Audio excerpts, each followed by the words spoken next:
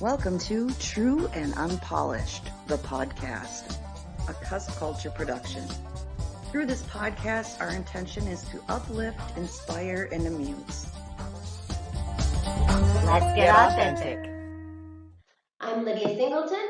And I'm Nicole Wilson. And you are listening to True and Unpolished, the podcast. Today is episode 2. Dun, dun, dun. Welcome to episode 2, everybody. Today we are going to talk about the energy of addiction and the spiritual perspective on addiction. And I hate to say the spiritual perspective because there's no difference between spirituality and life, but it's a different way of looking at addiction. And it's exciting to me. There is Johan Yari. You can look him up on YouTube. He did a TED Talk, and it's called Rat Park. So if anybody wants to listen to it, it's TED Talk Rat Park.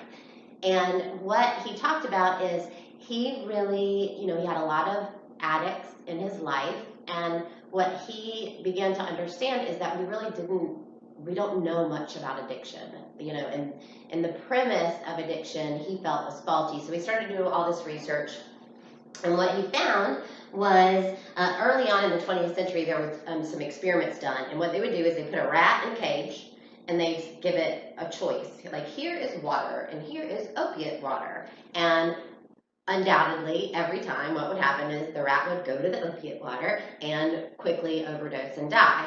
And there is a Professor Alexander, and I'm sorry, I don't know his first name, but in around 1970, Professor Alexander said, wait a minute, what we've done is put a rat in a cage with nothing else, and of course, it's going to choose the drug, like there's nothing else to do but the drugs. And so Professor Alexander built Rat Park. And in Rat Park, there were, colorful balls of yarn and cheese and other rats. So it was kind of this utopia for rats. And what he found through this series of experiments is that the rats did not want the opiate water. They repeatedly would choose the water without the opiate in it. And so what he came to see is, we believe that addiction is about the chemical hooks in the substance. And so there's a chemical hook, and we then become addicted to the substance, right? Well, his hypothesis and what he found through these series of experiments is that it actually is not about the chemical hooks. It is about the cage. So and I talked about this last Sunday, and what we're going to discuss today is about Rat Park.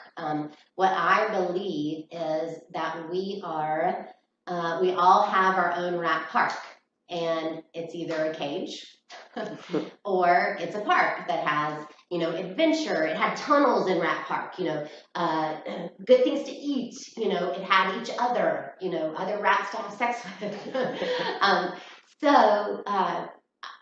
So yes, so that's the premise. And what all the spiritual teachers say, and I really, I feel this is true. Addiction, there is an energetic pattern of fear, and all of us are addicted to something to one degree or another. Our smartphones, scrolling, shopping, eating. We all have behaviors, things that we do to avoid our life, to not be present for the life that we have. And so in order to grow, we have to be willing to look at those things. And what I think is important to do, and we talked about this on Sunday too, is to recognize that those behaviors, oftentimes when we're trying to tackle addiction, we're trying to chase the behavior. We're trying to stop the behavior. And what really has to be addressed is that core energetic pattern of fear beneath the addiction, because the addiction doesn't care what it's addicted to. That energetic pattern of fear will just change from one thing to another. It doesn't care. So, in my own life, what I've been doing is recognizing those things that I do to not be present. Like we're all stuck inside with our families right now. And I believe that the most helpful thing I can do for myself right now is to face that which I don't want to face. And then I read an article that said, absolutely don't do that right now in a pandemic. So you watched it, right? You I watched did. I Rat did. Park. Did you have any thoughts about it? I did. I do. It's so hard because I liked what he was saying about, how they treated addicts or how we treat addicts and how Yes. they get like the criminal sentence and, they're looked down upon and they're, Yeah. so that's something that gets them to not want to better Right. themselves. Like we essentially strip them of Rat Park and Yes. put them in a cage and then say, don't do drugs. Yes. So of course they want to avoid their life. And I think what's helpful for us to understand, about ourselves is that, just like, and that's why the war on drugs doesn't work. In Portugal, by the way, you talked about Portugal and how Portugal is the one place that decided to decriminalize all drugs, decriminalize it. And all of the drug use now is down because they took all of the money that they were putting into, essentially locking these people up. And they said, let's put that money into actually giving these people a Rat Park.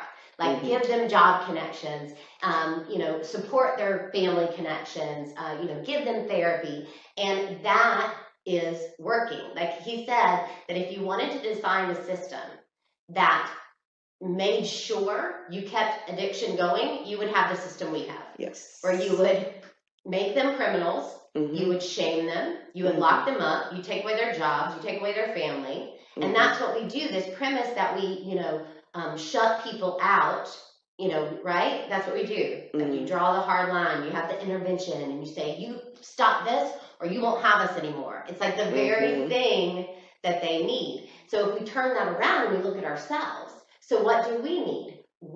Our soul, our higher self needs to be present for and love that energetic pattern of fear. We have to invite it to the table and we have to say, hi, I see you. One of the Unity members was talking and he said something really cool. He said, the recognition that these behaviors, this energetic pattern of fear is actually trying to protect us. So what we do is have compassion for it. And we say, hi, you're here. I know you're trying to protect me. What are you trying to protect me from? Sure. And that's the question. What are you trying to protect me from? And when you ask that question, in my experience, when I ask that question of myself, I then go to a piece of paper and I start writing. You let all those thoughts that are kind of trapped in there out. You bring them to the light of day. And what I've come to find is what I try to avoid in my life is not the things or the circumstances, it's my thoughts about them. Yes. Right? Yes. Like one of the things I know, in my life when I, would break up with someone, like I have a history of breaking up with people. And when I would break up with someone, every single time it was, I was a person I didn't like when I was around them. It's like, I don't like me when I'm around you, I'm out, and so now, instead of doing that, it's, oh, I don't like me when I'm around you. What's this about? Yes. What are these thoughts that are there?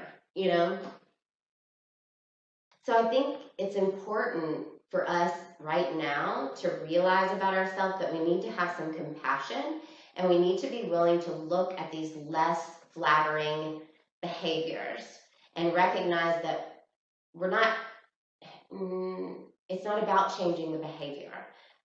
It is about understanding what's at the core of it. And it's hard. On an individual level, though. Yeah. Oh, absolutely. Because that's what I struggled watching. I struggled watching Rat Park because having been in a relationship with an addict, and I tried everything I could think of, and being compassionate was one of them. Yes, I know. Letting go of my judgment and what I wanted and just trying to be like, look, I'm here, I love you. Like I don't care. Yeah. And it's still, it still has to be the work from the person as well. Yes, and so that, and what we're talking about now is this line of enabling. Like I would hear that word and I go, well, of course I want to be an enabler. Of course I do. I want to love, right? I want to show up as love. But the thing is, love doesn't always say yes. I have we have a something that I do in my relationship, and this isn't about addiction, but it's about a way of having a boundary and standing up for yourself while still being loving. So what I do is called coffee pot letters, coffee maker letters. So when I get upset about something, when something's happened in my relationship and I'm upset with him in some way, I sit with it and I get to the core of it. And I don't speak, I don't say anything until I am able to come from a place of non-judgment, like equality. Like I'm not looking down on you saying, shame on you, look at what you're doing to me. I have to get to the place where I recognize that just like me, he struggles. Just like me, he's doing his best. So when I'm in that place of equality, and it always happens, when everyone in my house is asleep, what I do is I write a letter. And I will write in the letter, I love you. When you do this, I feel like this, right? And I say it in a way that is truthful. It's I love you, and there is a pattern here that isn't healthy, and it's not okay with me. That kind of thing. Yep. And trust me, I have those too, guys. He just doesn't do coffee maker letters. So what I do is I write the letter, and then I put it in an envelope, and I stick it on the coffee maker because he's up first, and it's got his name on the outside of the envelope. And I thought about this. Like, I wish I could have a camera to see what his face looks like with the coffee maker letter. But those coffee maker letters, and you know what happens? He gets it. He hears it. Because when you come to somebody from a place of non-judgment, but still address it, that's what we're talking about here. We're not talking about enabling and being a doormat. We're talking about saying, I love you. I don't judge you. I know this isn't who you are. And that's a big part of it is we begin to mistake the behavior and begin to say, well, that's how that person is. It's a label. That's just how they are. That's them. Well, it's not them. That's an energetic pattern of fear that lives within them. Yeah. And so if we recognize that there's a difference between the energetic pattern of fear within them and them, we can then address them. And we're not talking to the energetic pattern of fear. That's what happens oftentimes when we have these discussions with each other. It's one energetic pattern of fear talking to the other energetic pattern of fear, and we wonder why we don't get anywhere. It's because nobody's here, actually. Yes. This is just a bunch of fear talking to each other. And so, when it comes to addiction within others and within ourselves, we need to write a coffee maker letter. We need to say, I'm here, I love you, I'm not judging you, and this behavior is hurting me. And say that to the addiction. So let's do that right now. I haven't done this, but what if we sat ourselves down and said, I love you, I don't judge you, and this energetic pattern of fear is hurting me. See, I'm talking to me. I'm talking to my energetic pattern of fear. Tell me what this is about. And then be willing to open up and actually hear what it has to say. Oftentimes we don't want to do that because we're afraid that if we hear it, we're not going to like what we hear. Like we're afraid it's going to mean something about ourselves. And the truth is, you can't see it for what it is, which is not the truth, but fear, until you look at it. So you're willing to I think that too, fear is losing the addiction because it becomes so comfortable. That's right. It's how are you serving me? That's right. That's right. And I also think, and this might not be very popular, especially among, drug counselors in AA, but I think that, addictions serve us for a while. Like, they help us to get through. And in every person's life, there is a point of growth where it's now not helpful anymore. Yes. It's now not saving us. It's now not comforting us. It's actually hurting us. And the other thing is that we're always becoming. So we tend to throw it all away. Like, oh, well, I did it today. I overate overeat today, I might as well overeat tomorrow. And it's this, if we can really embrace that, we can begin again. We can begin again right now. We can begin again right now. Then we get there. Yeah.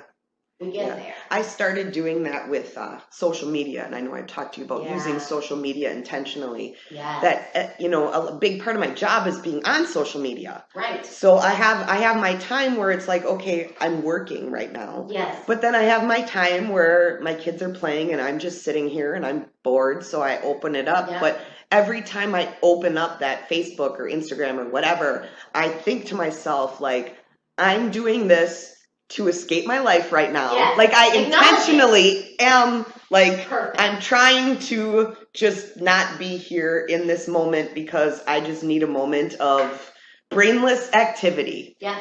Yes. And so I use it intentionally. And see, that I think is key. If we can just be honest about it and go, oh, this is what I'm doing right now. And you watch it, watch it.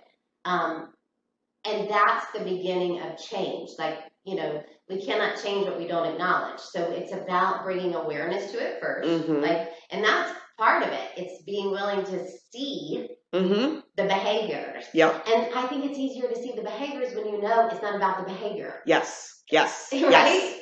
It's about, yes. okay, life is hard right now, and I don't want to be present for it. Yep. I'm going to go binge watch Whole Dark on Netflix. Absolutely. Yep. Yeah. So, and I think that also enables you to allow to enjoy it. Yes. Instead of feeling that guilt, like, oh, I'm sitting here scrolling and my kids are here and I should be paying attention to them. Yes. But, no, my kids are fine. They're playing by themselves. Yeah. I'm still here, but I'm going to be in my own little world for a minute. Right. And I think what happens is we are, don't want to be present in our life for one reason or another, and then we go to the addictive behavior, and then we're actually not running from life anymore. We begin to run from our guilty feelings about what we're doing. Yes. Guilt just feeds it, because guilt is fear. So it just feeds that energetic pattern of fear, and that energetic pattern of fear gets bigger. And so if we all recognize that within each one of us, we have an energetic pattern of fear. Everybody has one. Well, Buddha, I don't know, like Jesus, like if, the people that transcended and reached enlightenment, maybe they didn't, but all of us have this energetic pattern of fear. And if we can just acknowledge that and say, okay, it's here and it's not me, and I am willing to look at it. I'm willing to see you, and I'm willing to love the part of me that that believes I'm not okay, that believes life is not okay, that believes I'm not safe, that believes I need something else to be secure. Like that, what we would say to a child, it's okay, you're all right. And that's, it's kindness that we need from us. For ourselves. Yes, From us. Yes. And so one of my favorite things to say is, what would I say to Mary? What would I say to Nicole? If they were doing what I am doing, what would I say to them? Because I would be super kind, and I would say, hey, it's okay. There's always tomorrow. Begin again. Yes. You got this. This isn't you. It's fear, and it's okay. I would be kind. So if we turn that around and are that for ourselves, then while we're doing the addictive behavior, we're not feeding and making the energetic pattern of fear get bigger, we're shrinking it. Yes. Right? Well, good. So we've solved it all. Absolutely. Everybody knows now what to do. But the important thing is to do it for yourself. Yes. I think, absolutely. For me, it's hard to get that image out of my head. Like, you can't do this for anyone else. No. And that's a hard lesson that I learned. Absolutely. And I know now. I know better now. And I think that's why I focus so much on myself. Yeah. It's because I know that I can take care of that. And, what I'll say too, one of the parts about Rat Park is about connection, right? They had other rats. And in our lives, in our relationships, many of them are based on fear. Like we are together. We have a friendship because you make me feel safe and secure, and I make you feel safe and secure. And we're humans, so we're undoubtedly going to get to a moment where we no longer make each other feel safe and secure. And then here we are, and I don't think there is a lonelier place than being with someone without connection. Absolutely. You know, so it's not just about a body in the room. It's about, so if we recognize that, you know, when we're working on our relationships, when the people in our life push our buttons and we become committed to being aware that we have triggers and being aware that we have an energetic pattern of fear, and also speaking up for ourselves in the relationship, and, you know, the evolving of that relationship is the breaking down of the energetic pattern of fear within you. Like, as we evolve in the relationship. And so, you know, I think a big thing, especially right now, we're in a pandemic, we're all stuck together, we can't go anywhere, you know, everything's closed. Driving each other nuts. Driving each other crazy. And, you know, recognize right now that this is a hard moment, you know, and it's very possible that you are in a house with other people and are the loneliest you've ever been. Yes, yes, I feel that. Yeah, I do feel that. I do too. Not in every moment, family. Correct, I love you. correct. But yes, that is hard. Yes. And we should be kind to ourselves because this is hard. Yeah. This is hard. But we can do hard things. We can do hard things. That's what Christy loves to say. I think, who was it, Glennon Doyle who said that? Yes, I've been following her a lot. Yeah. I learned about her from Christy, and I love her. Yeah. She's aight. Okay, so I think that's a wrap, right? Absolutely. That was good. Okay, let's see what happens next. I'm Lydia Singleton. And I'm Nicole Wilson. You've been listening to True and Unpolished.